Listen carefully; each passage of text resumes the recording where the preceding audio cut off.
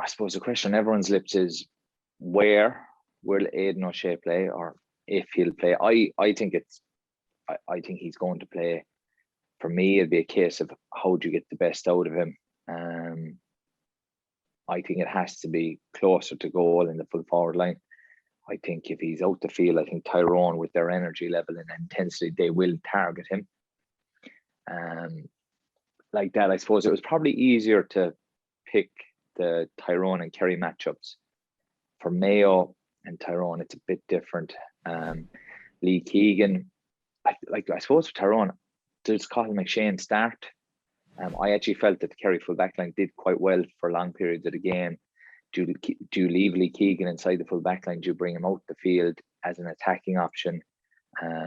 They're the kind of questions for me. It's not really the matchups, it's where the personnel will line up. I think Tyrone, bar the Colin McShane one, I think the rest of the team more or less picks itself.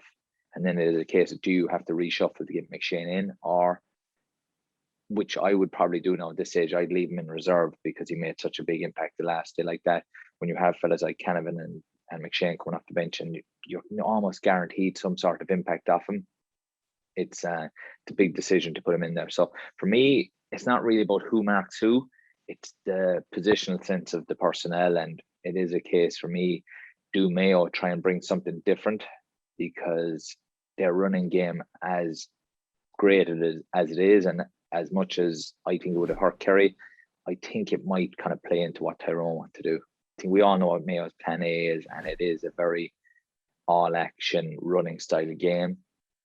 I think they got their game plan worked to a T against Dublin, where they held themselves back, I suppose, in the first half, and held back a bit of energy and held the reserves. So it'd be interesting, do they do something similar, or do they go at it from the start and try and get a bit of a head start going? That'll be the interesting one for me. I think Tyrone have been playing the same way all year. They bring that manic intensity that also Mayo bring, but they've become a lot more direct this year. I think in McGeary and Myler, they have two lads who will be in the running for Player of the Year. They're two all-action players, but they will mark you out of the game. But at the same time, they are able to put their own influence and their own stamp on the game, which is going to be an interesting to see who they pick up really, and what way that turns out. I've been tipping Mayo from a long way off, and our last chat with Mick, I did go for Tyrone because I suppose it was fresh in the head. You'd nearly forget about how good the Mayo performance was in the semi-final, but I've gone full circle again. I'm back to Mayo. Yeah, I like that. I suppose initially I had this feeling from Mayo, and then after the Tyrone game against Kerry, I started leaning towards them. Obviously, it was fresh in the head. I've watched it back since, and it was a very good performance. But they coughed up a lot of opportunities. I don't think Mayo will be as easy to break down as Kerry were. I don't think Mayo will concede 3 goals.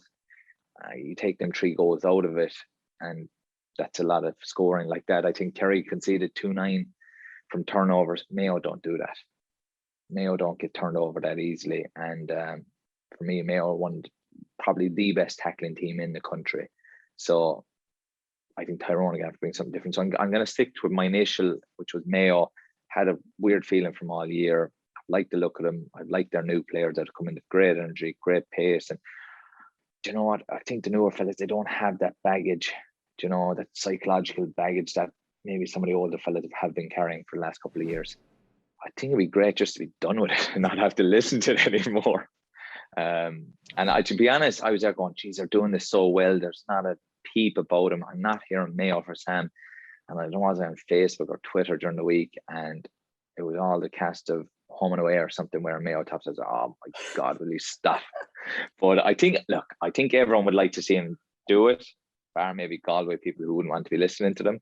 But yeah, like that, we've said all these lines before. It doesn't count for anything. And Tyrone, I think, are the best in the world at changing that narrative. They'll be in the dressing room going, everyone wants Mayo to win. The world is against us. And that'll bring them out fighting. Tyrone are better than anybody at twisting the narrative, no matter what. They'll be able to find a way that they're so fired up for this. You'd swear the whole world was talking about them in a negative way. I think for For me, though, I think the best thing about this final is the fact, a bit like the ladies' game with Meath winning, you're going to have a new winner. I think, obviously, from a Kerry point of view, I was dying for it to be Kerry. But I think in the bigger scheme of things, the fact that it isn't a Dublin Kerry final, or one of the two of them aren't in it, because everyone likes to put them up as number 1 and 2, I think it's brilliant for the game. I think Mayo have been the next best team, I suppose, in Ireland for the last 10 or so years. I think people do want to see them get over the line. Tyrone haven't won it since 2008. It's still quite a long time.